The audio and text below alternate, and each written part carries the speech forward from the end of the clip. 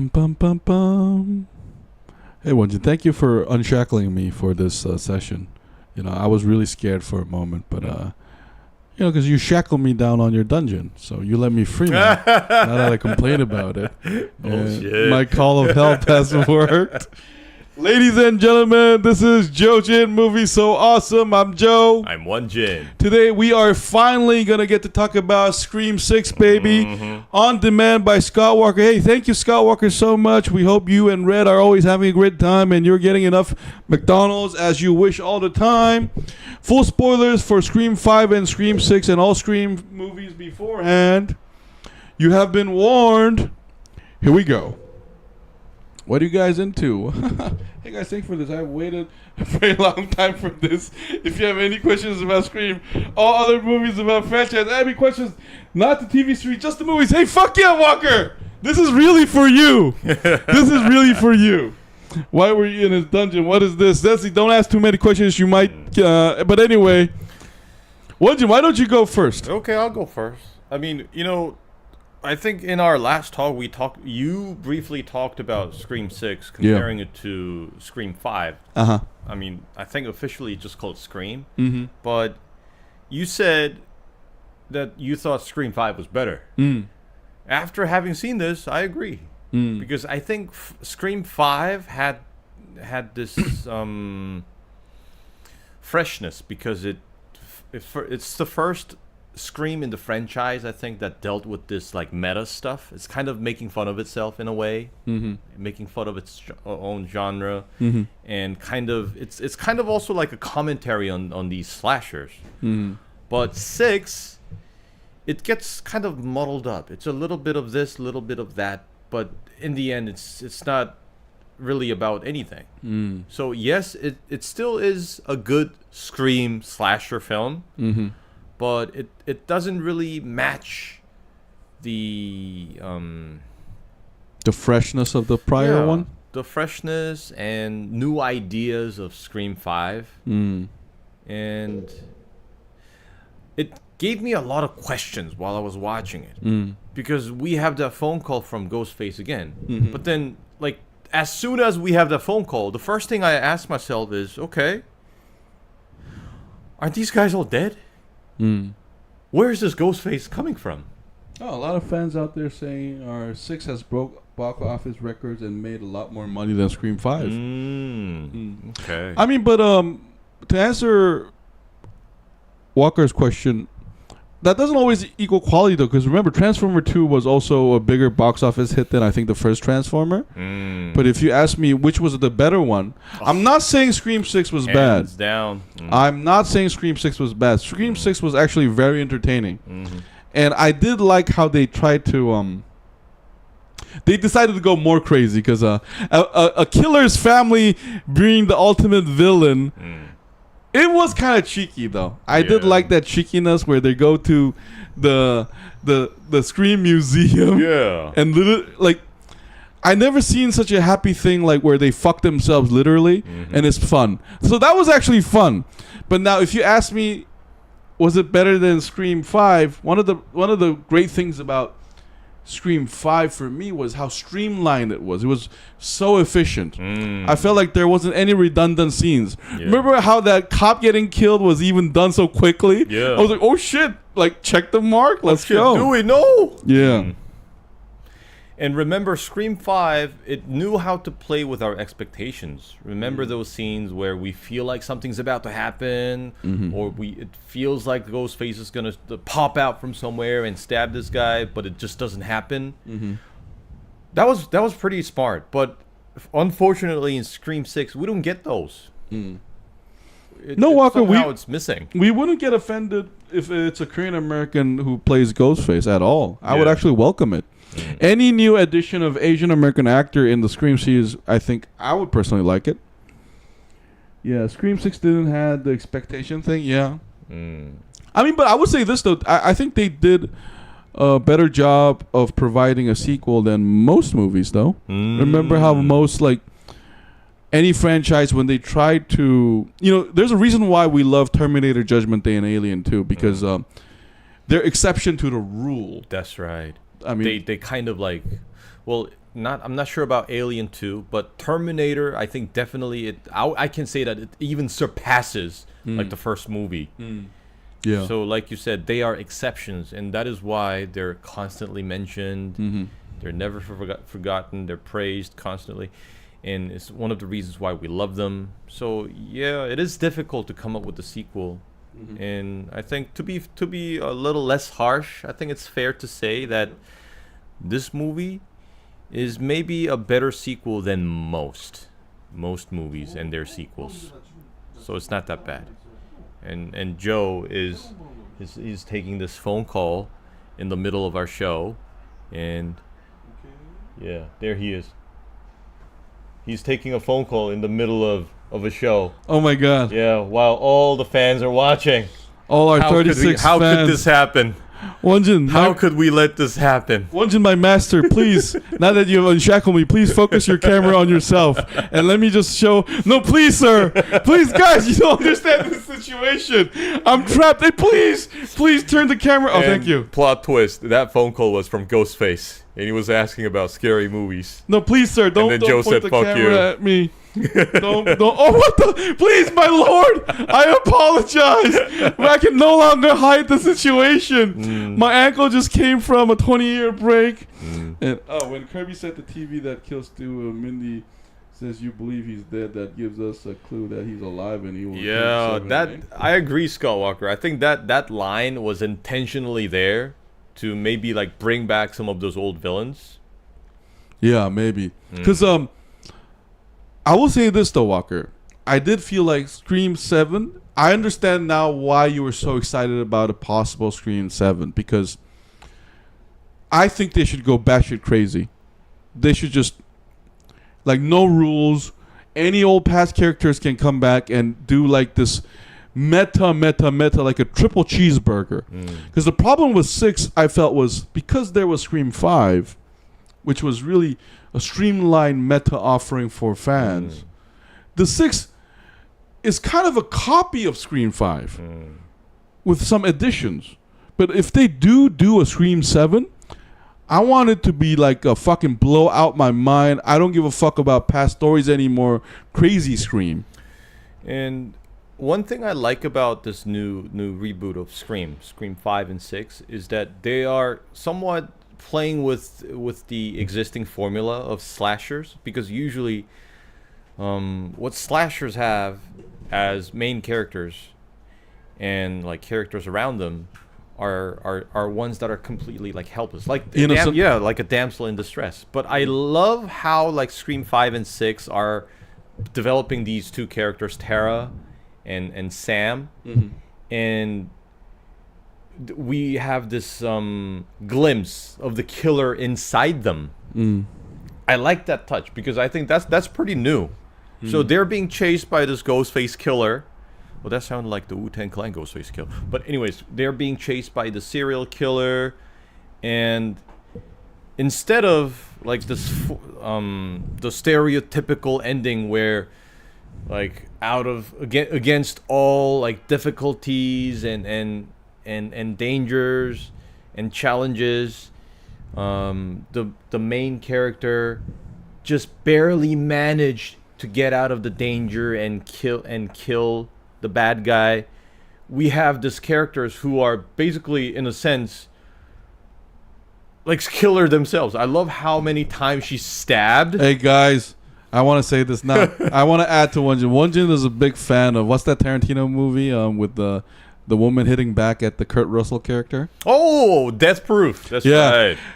This is Won-Jin's bias, because he wanted fucking Death Proof 2.0. And you know what, guys? I fucking agree. I actually, in the museum scene, I was really hoping like the sisters bonded together by like hanging the father while he was still alive in the middle of the fucking, like, no, like I'm seriously, like, you know, I never thought about that. No, while like what's her name? They rip up his guts. Yeah, and tell him something like, "We're gonna take our time." Yeah, no, because I did feel like Scream 6 was more violent than 5 for like gore wise. Yeah, because I saw like Scream 5 did a great job of conveying the terror, not the gore necessarily. But with the 6, remember, they get stabbed, and they're like they're still functioning. Those 2 siblings of the original Huey character. So I agree with you. I wish like they would hang the dad, like watch like tie up the siblings and tell him to watch as we slit their throats. And it makes perfect sense because their father is a serial killer. Yeah, exactly. And it's running in their blood. I love that touch. Oh, my favorite part of the film is when Chad got stabbed by 2 ghost faces. And why do you think of the old crack ghost face, man? No, like, I actually, hey, Walker, now that you say that, I 200% agree with you now. Like, because when me and Won-Jin were just talking about Scream 5 is, I think, independent to what you were thinking. That was like a fully contained movie. But like Scream 6, I feel like there are no red lines. You can cross anything now. And I agree with you in the fact that they should have brought, I think, Won-Jin, you were trying to say this basically, just bring more crazies into it. Yeah. Like even more demented. I also kind of hope to see like the tables turn against these ghost faces. You know, Scott Walker, you mentioned the scene where Chad got stabbed by both of them. I kind of felt bad because like scenes prior to him getting stabbed was like each of them getting overpowered by Sam and Tara and Chad and everybody. I was hoping that those 3 in that moment, instead of running, would gang up on one of them and bash their skull in. Yeah. But instead, they chose to run, and then Chad had to pay for it. Yeah. Oh, Scream 7, Woodsboro or New York or Hollywood. Hey, Scott Walker, I think they should go to all 3 places. Because Scream 7 for me, now that me and Won-Jin are both catching on Scream 6, Scream 7, do you know what Scream 7 equals? No rules. I would want, like, you know what I would want? I would want them to actually hunt ghost faces across all cities in the United States. Oh, yeah, that would be fun. Yeah, so whoever the protagonists are going to be, they're going to be like this pair of killers that are for justice and good, and they go to any city where there are copycats of ghost faces and fucking like rip their disgorge their guts out. Yeah. You thought this was funny, asshole? Yeah.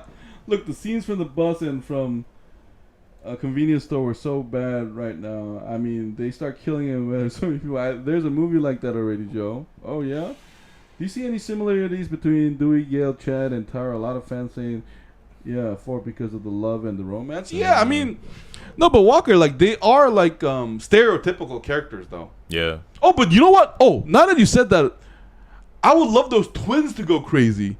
Those the woman and the man, those beautiful twins that don't look like each other, and male and female, those twins. You know what? Before, like Scream 6, I was kind of annoyed that they didn't die. But now that they're alive, they like Scream 7 might as well be about them. Like redemption of killing, like revenge of the twins. Like they're so traumatized, they turn into killers. What are their names? Like Mindy and Chad? Are you talking about Mindy and Chad? No, I'm talking about the woman who always tells us about, okay, this is the story plot, and she's the one leading the round table of the guys talking about what's going to happen and who might be the killer.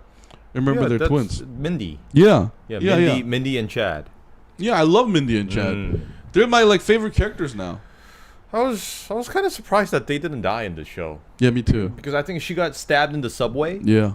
I was thinking that she would die, and same goes for Chad. Didn't he get stabbed by like both of them? Yeah. Chad and Mindy are invincible at this point. Man. They have like 36 stab wounds in their body. And if we have Scream 7 and we have Mindy and Chad, I hope, you know how like in each show they know like all these the plots and the what's it called? What to expect from a slasher film like Stab.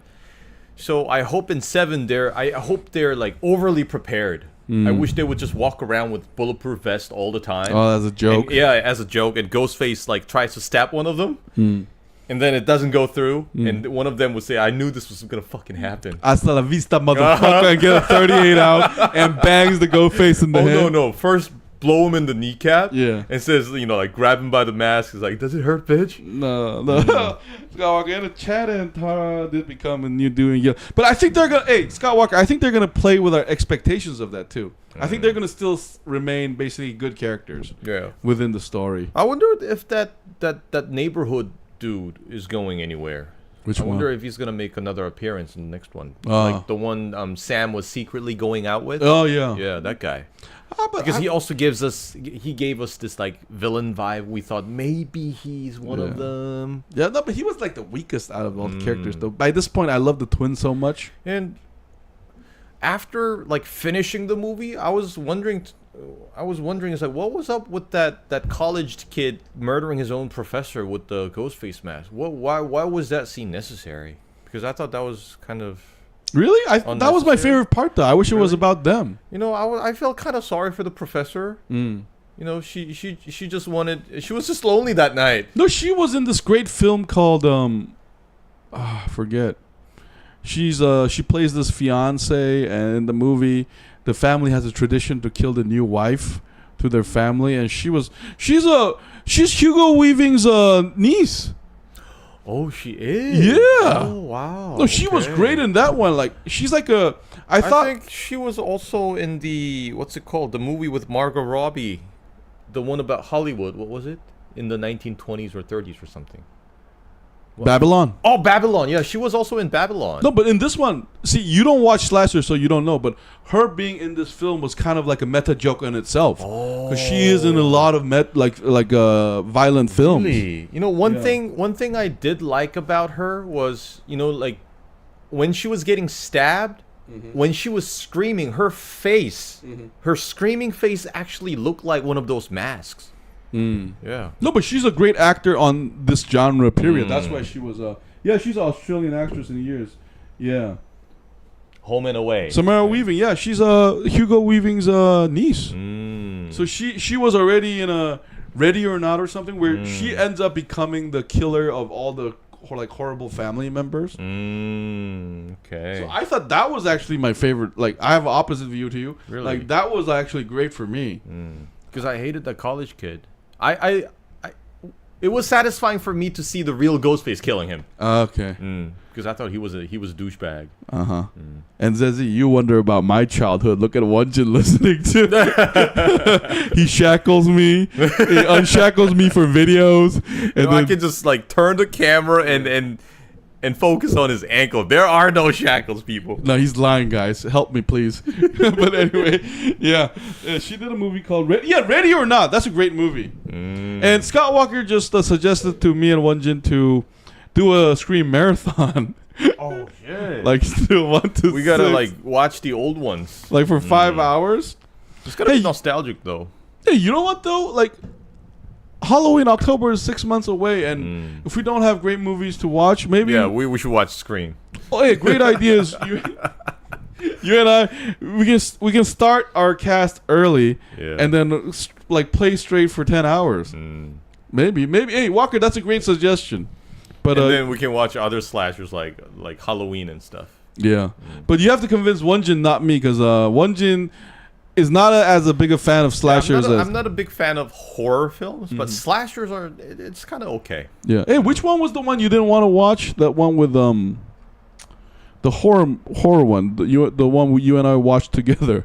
The Del Toro's mystery something blah blah blah. Yeah. Cabinet of Mystery or something. Yeah. Have you watched that, guys? That shit was disturbing. Oh. I mean, some episodes are really good, but some episodes they're like, oh man. Cabinet of Wonders was it? Yeah, it's like why? Yeah. Hey Walker, are you a fan of slashers or horror or both? Yeah, Cabinet of Mystery was good. Jin, I got something to ask you. What you said last week about Free Willy when Mac's father and his fellow whalers were hunting Willy and his family and Japanese were paying them. It wasn't me. It was Joe. He said something about that. It wasn't scary at all. I loved it. Really? Like, don't you think? Hey, Zetzi, don't you think the one with the alien parasite was kind of scary? I actually thought that was less scary. That was actually pretty fun. Oh yeah. What was disturbing was the episode about the painting.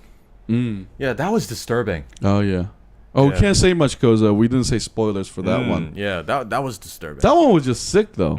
Like the alien one was good because the episode was good. I also love the lines of the alien and also what's his name, Murray Abraham. Oscar-winning actor from the guy from Amadeus. Amadeus. Yeah, that's right. It was such a great episode.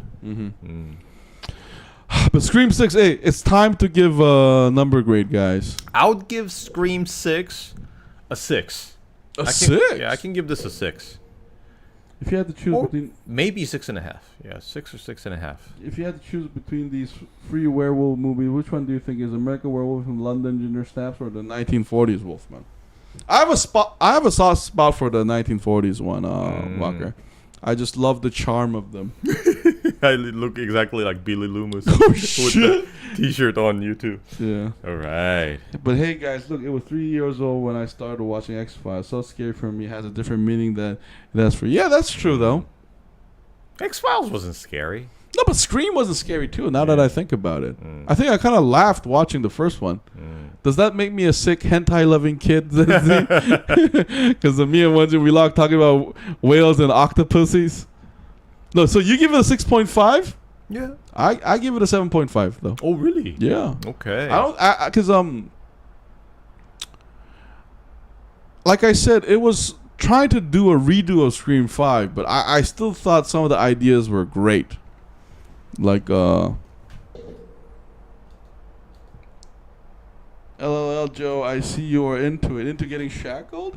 Like I said last time, I wish the X-Files TV show had a bloody Bigfoot episode, and there's definitely a werewolf episode, and there are werewolves. I mean, I think werewolves can be done seriously, though, Walker. I agree with you. Like, but one of my favorite werewolf movie is this French movie where there were a lot of martial arts, like Bruce Lee elements to it. And another one with Anthony Hopkins. Because werewolves can, like Dracula, it's really about the theme. Because the werewolf and Draculas are not only creatures, but they're like symbolic of what we are. Isn't there like an action franchise based on those two? What's it called? Underworld? The one with Kate Beckinsale. Yeah, but that one is just, that one is entertainment. But the genre I'm talking about of werewolves is where werewolf is representative of our animal selves, you know, and that can be done right. But the problem with werewolf series is it's been done so many times. That's why I think newcomers have difficulty bringing something new to the table. You know, when I find unfair about werewolf franchise that there's less female werewolf movies. That's true, though. I mean, werewoman can be interesting. I don't know why. I think we have this culturally ingrained thing where we think men are wolves. Because it's never Red Riding Hood, the guy, getting eaten by a female wolf, right? Still my top 10 favorite YouTuber, the way you talk about movies and your knowledge on teams. Oh, shit. Thank you, man. Thank you, Scott Walker. Big shout out to Scott Walker. So 7.5 for me, 6.5. So we average... Around 7, yeah, we can say. Exactly 7 for Scream 6. If you love slashers and horror films in general, please watch Scream 6. Zezzy gives a 6.5. You know, Red Riding Hood is definitely a werewolf story. Yeah, it is. Anyway, guys, we are gonna take a 3-minute break because One Jin wants to shackle me again and show who's the boss. He has given me hand signals like in Dune Part 1 where he's saying, I'm gonna crack my whip out. Yeah, shut the fuck up, slave. You're spending too much time fighting my authority.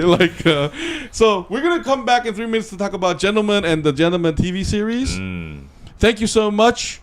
Big shout out to Scott Walker and ZZ. This has been JoeJinMovieSoAwesome. I was Joe. I was One Jin. We'll see you in a bit. Right back. Bye. Master, please, not the whip. No. Help me, guys. He's bringing up the chainsaw. He's gonna put it in through my nails. Not pull it out and just leave it there and then spill coffee on it. Not just hot coffee, but leftover coffee. You've been a bad boy. Oh my God.